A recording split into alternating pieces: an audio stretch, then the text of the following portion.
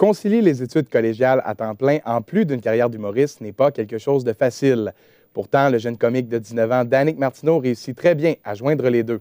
Bien connu auprès des jeunes, sa page Facebook compte plus de 51 000 adeptes à ses vidéos humoristiques. Je reçois aujourd'hui celui qui a assuré la première partie de plusieurs grands noms tels Lise Dion et Étienne Dano.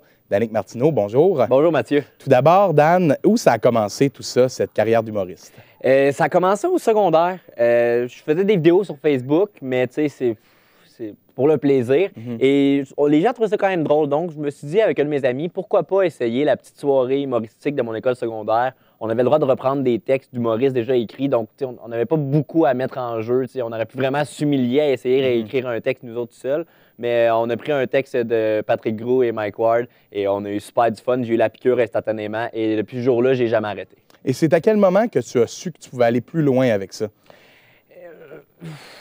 On aurait dit que je le réalise comme pas encore. Moi, je fais mes petites affaires, je m'amuse, puis qu'il y a des opportunités qui arrivent. C'est ça que je trouve cool, c'est que moi, je fais mes trucs, j'ai des opportunités, j'ai des chances, je saute dessus, puis je suis super content que ça s'offre à moi.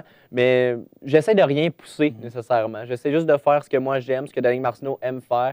Puis quand il y a des opportunités qui se présentent, bien, ils se présenteront. Si ça arrête du jour au lendemain, bien, c'est pour ça que je sais qu'il va falloir que je travaille de plus en plus fort. Mais sinon, c'est ça.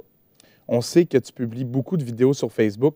D'où vient ton inspiration pour publier aussi souvent, presque à chaque semaine? Oui, c'est ça. L'inspiration me manque souvent.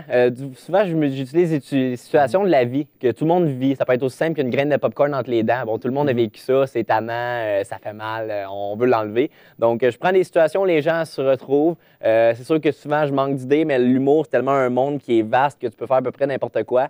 Une chanson ici par là, une vidéo sur une situation de la vie, des blagues. Donc, je réussis à m'en sortir en trouvant un petit concept à chaque semaine. Tu es présentement étudiant au Cégep de Jonquière, finissant en radio. Ouais. Quels sont tes objectifs en humour suite à ça? Après ça, j'aimerais ça m'installer vraiment à Montréal. C'est là où ça se passe beaucoup pour ce qui est de l'humour. Il peut y avoir jusqu'à 3 soirées par soir. Il y a des humoristes qui me disaient qu'ils rodent leur spectacle en allant à 3 soirées d'humour par soir. Donc, c'est quand même beaucoup. Donc, je m'enligne là-dedans. Sinon, je vais regarder les opportunités qui s'offrent à moi en radio. J'ai étudié en radio et bien sûr, j'aimerais ça en faire, mais l'humour a toujours été ma priorité et je m'en suis jamais caché. Donc, c'est sûr que ma priorité numéro 1 en sortant d'ici, c'est de me lancer dans le monde de l'humour et essayer de faire ma place dans un monde qui est parfois pas facile. Et écoute, Dan, tu fais des spectacles, tu continues à étudier. Ça doit quand même être difficile au bout de la ligne de combiner tout ça? Oui, je dirais que spectacle, c'est pas si pire. Le pire, c'est que essayer d'écrire de l'humour. Parce qu'écrire de l'humour, c'est pas toujours quelque chose qui vient facilement. Il faut que tu aies un sujet en tête. Tu peux pas dire, bon, là, je m'assois et j'écris. Non, il faut que tu aies une idée basée avant. Donc, c'est surtout ça qui est difficile. Pour ce qui est des spectacles, bon, ben, ça me prend de la pratique, mais je pense pas qu'on a 70 heures de cours par semaine.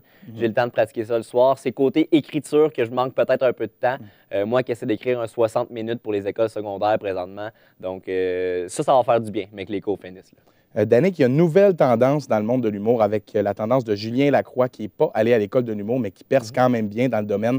Est-ce que c'est quelque chose qui t'inspire à faire comme lui, peut-être? Ah, absolument. Et moi, je crois pas que c'est une tendance. Je crois pas que c'est des gens qui choisissent ce chemin-là. Je crois que c'est la vie qui a elle-même créé ce chemin-là avec les réseaux sociaux. Justement, moi-même, je fais partie de cette gang-là qui n'a pas l'intention d'aller à l'école de l'humour et qui se fait grandement aider par les réseaux sociaux. Ça te permet de te créer une base de fans beaucoup plus facilement qu'avant. Avant, tu n'avais pas le choix de sortir dans les bars, faire plusieurs numéros. Veux pas, les gens n'ont pas le choix de te voir plusieurs fois avant de t'apprécier et d'être voir en spectacle. Donc, je suis vraiment content que Facebook nous offre cette opportunité-là aujourd'hui. Tu as quitté ta région natale pour venir étudier ici à Jonquière. Est-ce que ça a été une épreuve dans ton développement?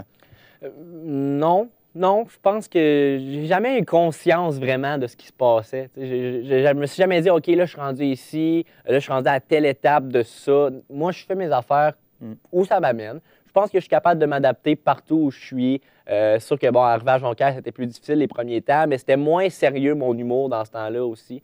Là, ça l'est plus aujourd'hui et j'ai eu le temps de bien m'adapter ici. Donc, non, je pense que je sois dans mon petit trou de Martinville, à Jonquière ou à Montréal, ça ne change pas grand-chose pour ça. Là. Excellent. Tu organises ta propre soirée d'humour ici à Jonquière. Comment ça fonctionne exactement? C'est vraiment une soirée de type open mic, donc avec les élèves du Cégep de Jonquière. Je veux leur donner la chance de participer. Je sais que souvent, c'est stressant participer en humour. tu veux le faire dans le meilleur des contextes. Et ça, c'est assurément dans le meilleur des contextes, devant un public étudiant qui rit beaucoup, devant leurs amis. Et je sais qu'en communication aussi, bien, il y en a en production dans tous les programmes, mais surtout en communication, il y a beaucoup de gens qui veulent apprendre cette scène-là pour s'exprimer, pour essayer de faire rire un public. Donc, écoute, moi, en même temps, ça me donne de l'expérience en animation, en humour. Je pense que tout le monde est gagnant dans cette soirée-là, puis j'ai l'intention de la poursuivre jusqu'à temps que je parte d'ici. Et d'où t'es venue cette idée d'organiser ça?